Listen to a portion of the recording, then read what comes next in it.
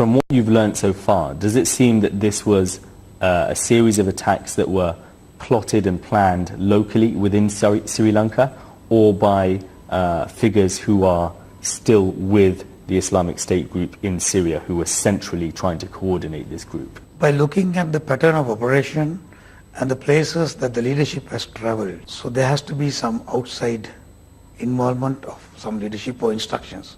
So who's to blame for this failure to share intelligence, do you think? This is not a blame game as such, but that the chief of the army is, I believe that everybody who is responsible for intelligence gathering and preparation of these plans and who are responsible for the national security are to be blamed, including the political hierarchies as well. And why do you think Sri Lanka was targeted? I could give an answer like this. Too much of freedom, too much of peace for last 10 years. People forget what happened for 30 years. And people are enjoying peace and they neglected security.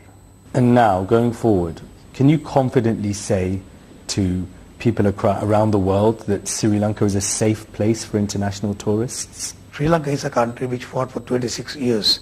The cases we faced at that time was more difficult and more terror than what we are facing today. We are deployed on the ground to give confidence to the public and ensure there is no violence or escalation of communal riots in this country. Have trust on the armed forces and the police of this country to bring normalcy as soon as possible. AsianMirror.lk